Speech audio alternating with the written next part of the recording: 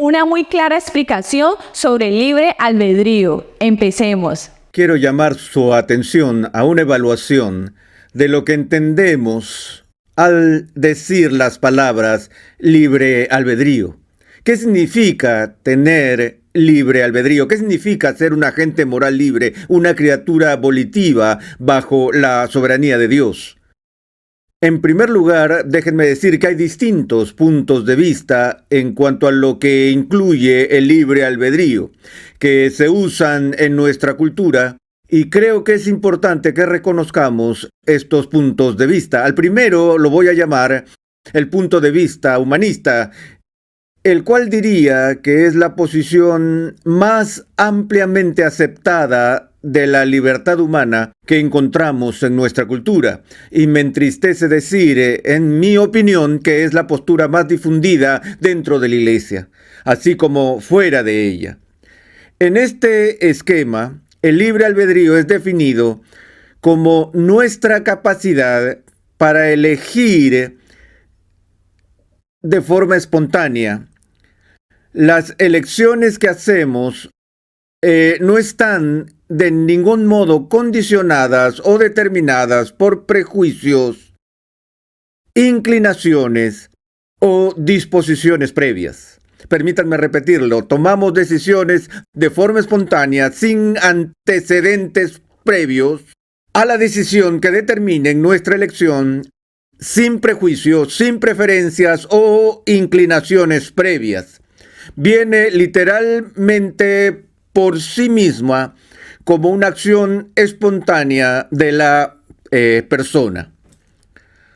Ahora, desde el principio puedo ver dos problemas serios que enfrentamos como cristianos con esta definición de libre albedrío. El primero es un problema teológico o moral. El segundo es un problema racional. Y en realidad debería decir que hay tres problemas, ya que todo el tema se centrará en el tercero. Pero empecemos viendo en este momento dos problemas. El primero es, como dije, un problema teológico o moral. Si nuestras elecciones son hechas meramente de forma espontánea, sin inclinación previa, sin preferencias, en cierto sentido lo que estamos diciendo es que no hay razón alguna para tal elección. No hay motivación o motivo para la elección. Solo sucede de forma espontánea. Y si así operan nuestras elecciones, entonces enfrentamos inmediatamente este problema. ¿Cómo podría tal acción tener algún significado moral? Porque una de las cosas, por ejemplo, que la Biblia se preocupa en cuanto a las elecciones que hacemos, no es solo lo que elegimos, sino cuál fue nuestra intención al hacer esa elección. Recordamos, por ejemplo, la historia de José cuando fue vendido como esclavo por sus hermanos. Cuando él se reúne con ellos años más tarde y ellos se arrepienten de ese pecado, ¿qué le dice José a sus hermanos cuando los acepta y los perdona? Él dice, vosotros pensasteis hacerme mal, pero Dios lo tornó en bien. Así que Dios hizo una elección al respecto. Dios había elegido, al menos al permitir que esto pasara y que le sucediera a José. Sus hermanos tomaron una decisión en cuanto a qué hacer con José. Su inclinación al hacerla fue perversa. Dios también hizo una elección al permitir que esto suceda, pero la razón de Dios, la intención de Dios en este acto era completamente justa y santa. Entonces Dios, al considerar una buena obra, por ejemplo, no solo examina la acción externa en sí, el hecho, sino que también considera el qué, las motivaciones internas, la intención detrás del hecho. Pero si no hay motivaciones internas, si no hay intenciones, no hay intencionalidad real, usando el término filosófico, entonces, ¿cómo podría la acción tener algún significado moral? Solo sucede. Pero incluso más profundo que este problema, nos enfrentamos de inmediato a la pregunta de si en realidad se podría o no hacer tal elección. No simplemente si sería moral si se hiciera, sino que podría incluso una criatura sin ninguna disposición previa, inclinación, preferencia o razón hacer una elección. Veamos esto con un par de ejemplos.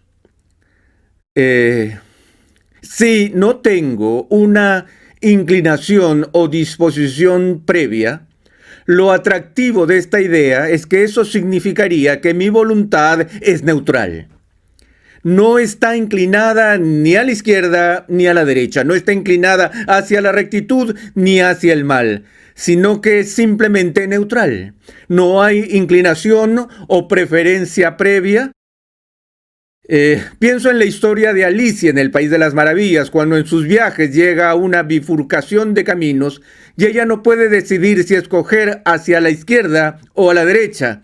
Y levanta la vista y está el gato Rizón en el árbol sonriéndole y le pregunta al gato, ¿qué camino debería yo tomar? Y el gato Rizón responde diciendo, eso depende. ¿A dónde vas? Y ella responde, no lo sé. Entonces, ¿qué le dice? Entonces supongo que no importa. Si no tienes intención, no tienes plan, no deseo de llegar a algún sitio, ¿qué más da si vas a la izquierda o a la derecha? Bueno, en este caso lo vemos y pensamos, ahora Alicia tiene dos opciones. Ella puede ir a la izquierda o puede ir a la derecha, pero en realidad ella tiene 4 opciones. Ella puede ir a la izquierda, puede ir a la derecha, ella puede regresar por donde vino o ella puede quedarse. O puede quedarse parada y no hacer nada, lo cual es también una opción, quedarse allí hasta que perezca de inactividad. Así que tiene 4 opciones. Y la pregunta que nos haremos es, ¿por qué tomaría alguna de esas 4 opciones? Si no tuviese razón alguna o inclinación detrás de la elección, si su voluntad fuera completamente neutral, ¿qué le sucedería a ella en realidad? Si no hay razón para preferir a la izquierda o a la derecha, permanecer allí hasta el punto de regresar, ¿qué opción ella elegiría? Ella no haría una elección, ella estaría paralizada. Entonces, el problema que tenemos con la noción humanista de libertad es que se trata del mismo problema del conejo fuera del sombrero, que se queda sin sombrero y sin mago.